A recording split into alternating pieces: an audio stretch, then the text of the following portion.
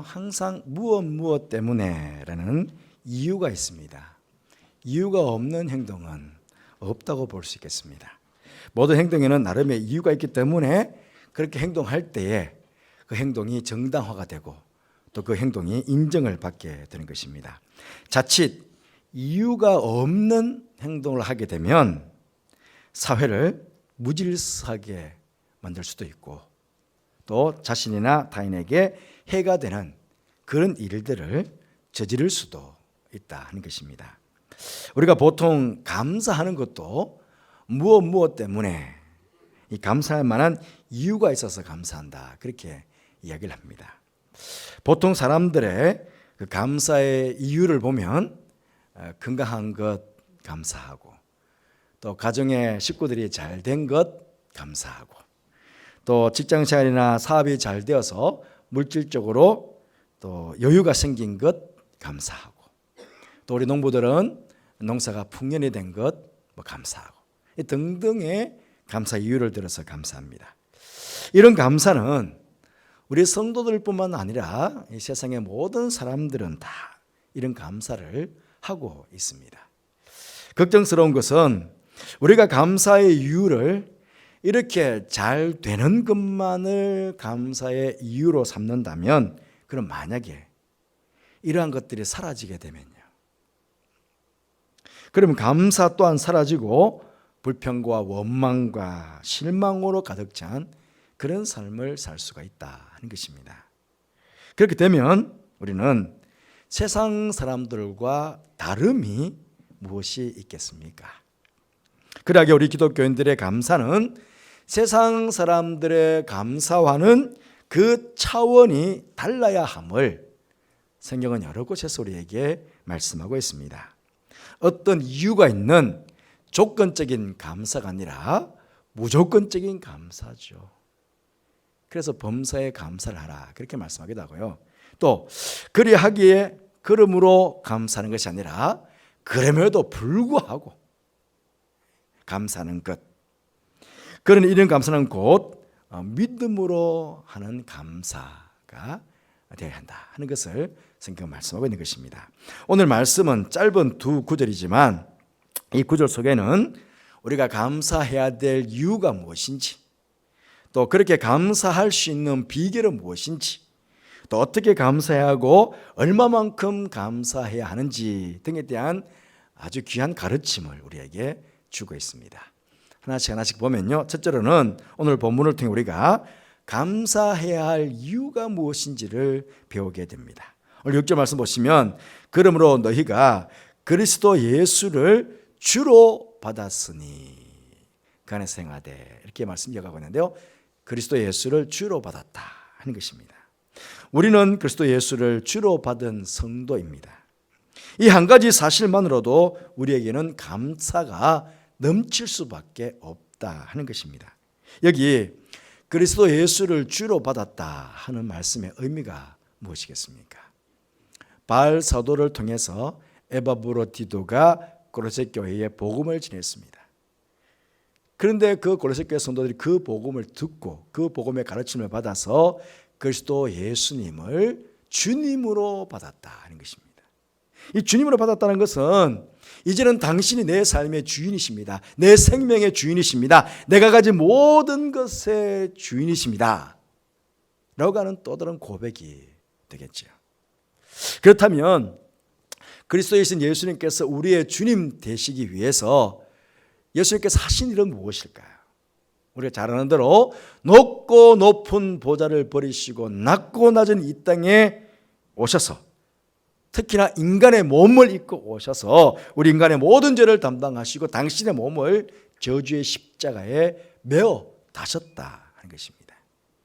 그리고 그곳에서 물 한 방울 피 한 방울 남김없이 다 쏟아 놓으셨습니다. 예수님께서 이렇게 자신의 죽음을 통해 자신의 생명을 통해 우리를 하나님의 자녀 삼아주시고 우리를 다스리시는 주님이 되셨다 하는 것입니다. 여러분 만약에요 우리가 예수님이 아니라 마귀가 우리의 주님이라고 한번 생각해 보십시오. 지난 한 해 동안 마귀가 우리의 주님이었고 우리가 마귀의 자식으로 지난 한 해를 살아왔다고 한번 생각해 보십시오. 이 얼마나 끔찍한 일이겠습니까? 근데 정말 감사한 것은 지난 한 해 동안 우리 주님께서 정말 우리의 참된 주님이 되시고 또 우리가 하나님의 자녀가 되어서 이 한 해를 살아왔으니 이 얼마나 감사한 일입니까? 이 감사의 본질 속에는요, 의미가 공짜라는 개념이 있다. 공짜라는 개념. 내가 값을 지불하고 무엇인가를 구입하거나 얻게 되었다면 내가 값을 지불했으니까 감사할 이유가 없지요. 그런데 그 무엇인가를 값을 지불하지 않고 값 없이 공짜로 뭔가를 얻게 되었다면 그것에 대해서 우리는 감사를 하게 되지 않겠습니까? 그런데 여러분, 이 값 없이 받은 이 공짜에도요, 값싼 공짜가 있고 값으로 매길 수 없는 정말 귀한 공짜가 있습니다. 한번 예를 들어 보면요, 여러분들 큰 마트에 가시잖아요. 큰 마트에 이제 점심시간에 가고 오면 식품 코너에 가보면 코너마다 약간씩 음식을 줍니다. 뭐 만두, 두부, 저도 뭐 몇 번 먹어봤는데요. 그 시식 코너 다니면서 그 공짜로 주는 거 그거 다 받아 먹으면 배가 부릅니다, 사실. 그렇죠. 그런데 내가 값을 지불하지 않았는데 그분들이 그냥 공짜로 맛보라고 다 주는 거예요. 이 공짜는 정말 값싼 공짜죠. 그런데 여기 엄마가 아기를 안고 젖을 먹입니다. 그럼 아기가 공짜로 먹는 엄마의 그 젖의 값은 얼마나 될까요? 아기가 공짜로 먹는 젖이지만 이것은 값으로 매길 수 없는 참으로 고귀한 공짜인 것입니다. 그래서 이런 엄마의 젖을 먹고 산 자녀들은 그래서 어머니의 은혜가 한이 없다고 그렇게 고백하는 것 아니겠습니까? 그럼 우리는 하나님께 어떤 공짜를 받았습니까? 감히 값으로 따질 수 없는, 감히 값으로 헤아려 볼 수 없는 그런 공짜. 그 공짜는 바로 예수님의 피입니다. 당신의 아들 예수님의 생명입니다. 그 피값을, 그 생명값을 우리가 어떻게 값으로 매길 수가 있겠습니까? 어떻게 그것을 값으로 환산해 볼 수가 있겠습니까? 그러니 우리는 예수님께서 나의 주님이 되셨다는 그 사실 하나만으로도 우리는 감사가 넘쳐날 수밖에 없다는 것입니다. 우리는 무엇 때문에 감사한다고 아무리 수많은 감사의 조건을 나열한다고 하더라도 그리스도 예수님께서 나의 주님이 되셨습니다 하는 이 사실을 빠뜨린다면 그 감사의 의미는 아주 많이 퇴색이 되는 것입니다. 왜요? 가장 근본적이고 핵심적인 감사 이유, 그것이 그 감사에서 빠졌기 때문입니다. 오늘 우리에게 감사라고 권면하고 있는 이 바울 사도는 지금 로마 감옥에 갇혀 있습니다. 그러니 인간적으로 보면 감사가 아니라 불평과 원망을 쏟아놓을 수 있는 그런 상황이었습니다. 그런 처지였습니다. 그럼에도 그는 감사를 넘치게 하고 있습니다. 그 이유가 무엇일까요? 바울 자신도 예수님을 주님으로 받았기 때문이라고. 그럼 그렇게 말씀하고 있는 것입니다, 지금. 여러분, 우리의 인생은 삶의 출발점도 좋아야 하고 삶의 종착점도 좋아야 합니다. 아무리 잘하고 싶어도 그 출발점이 잘못되면 걸어간 만큼 헛수고의 인생이 되고 맙니다. 그렇잖아요. 그런 의미에서 우리의 인생의 출발점은 예수님이 되어야 합니다. 우리가 예수님을 주님으로 모시고 살아가면 주님으로 모시고 살아가는 그 순간부터는 거기서부터는 이제는 예수님께서 우리 인생의 주님, 주인이 되셔서 우리를 생명의 길로, 구원의 길로, 의의 길로 축복의 길로 인도해 가실 것입니다. 그렇기 때문에 그 주님으로 인해서 우리의 인생의 현장에는 늘 계속해서 감사가 끊임없이 이어져 나오게 되는 것입니다. 그러므로 우리가 하나님께 감사해야 할 분명한 이유가 생겼습니다. 그것은 바로 예수님께서 나의 주님이 되셨다 하는 사실입니다. 오늘 말씀을 통해서 두 번째 우리가 배우게 되는 것은 감사할 수 있는 비결이 무엇인지를 배우게 됩니다. 오늘 6절 후반절부터 7절까지 말씀 보시면 그 안에서 행하되 그 안에 뿌리를 박으며 세움을 받아 교훈을 받은 대로 믿음에 굳게 서서라고 말씀하고 있습니다. 이 말씀에서 우리는 감사의 비결을 배울 수 있는데요. 그것은 바로 예수님을 주님으로 받은 사람들은 그 예수님 안에서 행하게 되고 그 행함이 바로 감사로 나오게 된다 하는 것입니다. 그럼 구체적으로 예수님 안에서 우리가 뭘 행해야 됩니까? 행한다는 것. 오늘 본문에서는 세 가지를 말씀하고 있는데요. 첫 번째 행함은 예수님 안에 믿음의 뿌리를 깊이 박는 것입니다. 우리가 감사하기 위해서는 예수님 안에 믿음의 뿌리를 깊이 내려야 합니다. 여러분 식물적인 개념이잖아요. 식물이 건강하게 살기 위해서는 물이 있는 땅속에 물이 있는 곳까지 그 뿌리가 물에 닿아야 됩니다. 깊이 닿아야 됩니다. 거기서부터 물과 영양분을 공급받죠. 그래서 살 수 있습니다. 그리고 뿌리를 깊이 받고 있어야 폭풍우가 몰아쳐도 흔들리거나 뽑혀지지 넘어지지 않게 되는 것입니다. 마찬가지 우리 성도들의 건강한 신앙생활도 마찬가지입니다. 우리가 건강한 신앙생활하기 위해서는 우리의 믿음의 뿌리가 믿음의 근원이신 예수님께 깊이 받쳐야 되는 것입니다. 그렇죠. 여러분, 물이 뿌리를 찾아오는 것입니까? 뿌리가 물을 찾아가는 것입니까? 뿌리가 어쨌든 계속 뿌리를 내려서 물을 찾아갑니다. 오늘 감사가 주제 아닙니까? 감사도 마찬가지입니다. 감사의 조건이 우리를 찾아오는 것이 아니라 우리가 감사를 찾아가야 믿음의 뿌리를 내리고 계속 감사를 찾아가야 됩니다. 그렇게 찾아가서 그 감사를 발견해야 하는 것이죠.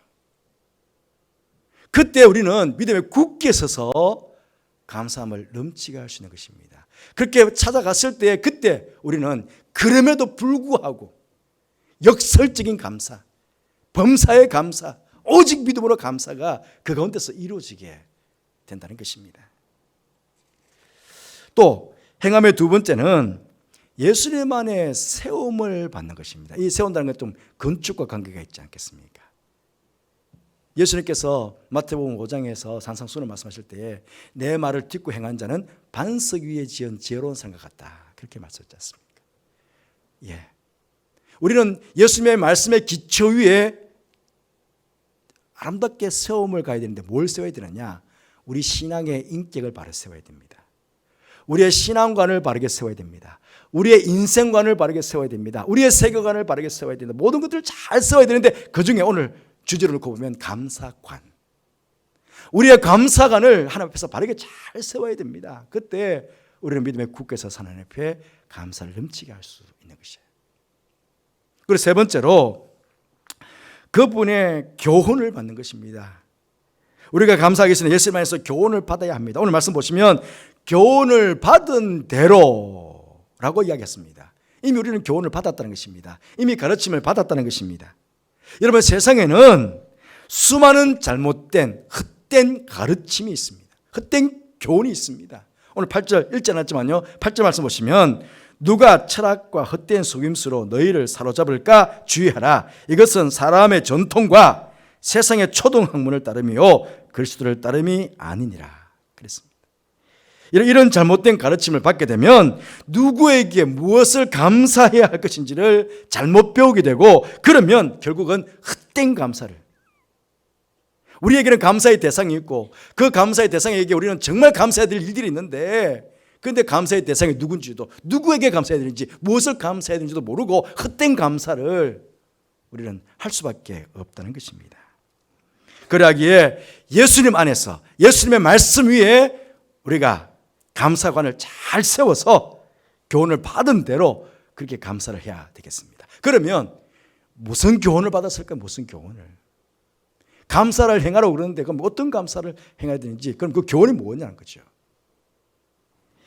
바울 사도가 계속 이어서 3장에 가보시면 이렇게 얘기합니다. 3장 15절에서 17절까지 말씀 보시면, 그리스도의 평강이 너희 마음을 주장하게 하라. 너희는 평강을 위하여 한 몸으로 부르심을 받았나니 너희는 또한 감사하는 자가 되라. 15절이었습니다. 16절은 그리스도의 말씀이 너희 속에 풍성히 가하여 모든 지혜로 피차 가르치며 권면하고 시와 찬송과 신령한 노래를 부르며 감사하는 마음으로 하나님을 찬양하고. 16절입니다. 17절은 또 무엇을 하든지 말에나 일에나 다 주 예수의 이름으로 하고 그를 힘입어 하나님 아버지께 감사하라. 세 구절마다 마지막은 감사입니다. 근데 이 세 구절을 다 종합해 보면 그리스도의 평강이 우리 마음을 주장하게 하는 것입니다. 그리고 그리스도의 말씀이 우리 속에 풍성히 가게 해서 우리 입술에서는 날마다 하나님의 찬양, 시와 찬명과 시원한 노래들이 내 입술에서 나오도록 하는 것입니다. 그리고 무슨 일을 하든지 예수님을 힘입고 예수님의 이름으로 그 일을 행하는 것입니다. 그러면 우리의 삶의 자리에 감사가 계속해서 일어나게 된다 하는 것입니다. 바라기는 예수님 안에 믿음의 뿌리를 단단히 내리시고 교훈을 받은 대로 바른 행함을 통해 늘 감사가 끊이지 않는 여러분의 인생의 삶이 되기를 주님의 이름으로 축복합니다. 세 번째 보시면 우리가 얼마만큼 감사해야 될까를 배우게 되는데, 감사는 넘치게 해야 함을 배우게 됩니다. 오늘 7절 말씀 보시면 마지막 부분에 감사를 넘치게 하라 그렇게 말씀합니다. 여러분, 넘친다는 것은요, 뭔가 가득 찼을 때 넘쳐납니다. 컵에 물이 가득 찼을 때 그 물이 넘쳐나죠. 여기 할아버지 할머니들 여러분 계시는데요, 여러분 손주들이 얼마나 이쁘세요. 예? 그 손주들 뭐 말 한마디 뭐 제대로들 합니까? 뭐 행동들이들 제대로 합니까? 그래도 연신 좋아서 밖에 나와서 손주들 자랑합니다. 왜 그렇습니까? 할아버지 할머니 마음속에 이미 그 손주를 사랑하는 마음이 가득한 거예요. 손주를 사랑하는 마음이 가득하니까 그놈이 뭔 말 해도 뭔 행동해도 다 이쁜 거야. 다 사랑스러운 거야. 그래서 밖에 나와서 벌금 물면서 손주 자랑하지 않습니까? 예. 우리 안에 감사의 마음이 가득 차면 그 감사가 넘쳐나게 되어 있는 거예요. 흘러나고 입에서 그냥 감사 흘러나게 되는 거예요. 여러분, 우리를 향하신 하나님의 은혜가 늘 넘쳐나잖아요. 늘 넘쳐나잖아요. 그러니 하나님을 향한 우리의 감사함도 늘 넘쳐나겠죠. 왜? 하나님의 은혜가 늘 넘쳐나니까. 믿음 없는 타락한 영혼의 특징이 무엇인지 아십니까? 하나님께 감사하지 않는다는 것입니다. 로마서 1장 21절 말씀 보시면 하나님을 알되, 하나님을 알아요. 그런데 하나님을 영어롭게도 아니하며 감사하지도 아니하고 오히려 그 생각이 허망해지며 미련한 마음이 어두워졌나니 그랬습니다. 여러분, 우리 인생의 목적이 무엇입니까? 우리 인생의 목적은 하나님께 영광을 돌리는 것입니다. 하나님을 영어롭게 하는 것입니다. 그런데 감사하지 않는 사람은 결국 하나님을 영어롭게 하지 못한다는 거예요. 그 생각이 허망하며 그 마음이 미련하고 어두운데 그 마음의 상태를 어떻게 하나님께 감사하는 마음이 나올 수가 있겠습니까?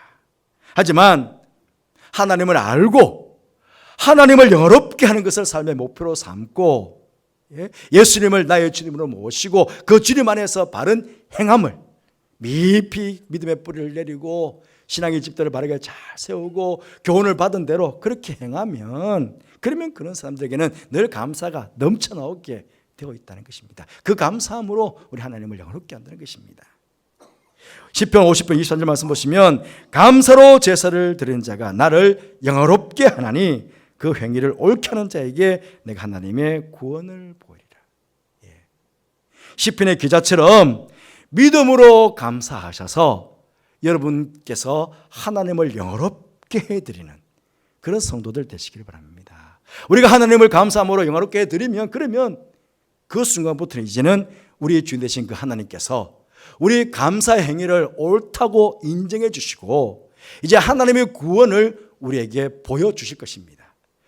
그 구원을 통해서 우리는 영과 혼과 몸이 이 땅에서 흠없이 건강하게 보존되는 그런 은혜를 얻게 될 것이고, 때마다 일마다 주시는 그 은혜로 범사가 잘 되고 형통한 그런 복을 누리면서 살아가게 될 것입니다. 이런 귀한 복이 감사가 넘쳐난 여러분들에게 이루어지게 되기를 주님 이름으로 축복합니다. 기도하겠습니다. 하나님, 우리의 주님 되어주셔서 감사합니다. 이 하나만으로도 우리가 감사가 넘쳐나도록 복을 베풀어 주시고, 이 주님 안에 우리의 믿음의 뿌리를 든든히 내리고 우리의 신앙의 집을 잘 지어나가고 주님께서 우리에게 교훈을 주신 대로 믿음 안에서 굳게 서서 감사를 넘치게 함으로 우리 하나님을 영화롭게 해드리는 우리 모두가 될 수 있도록 축복하여 주옵소서. 예수님 이름으로 기도드리옵나이다. 아멘.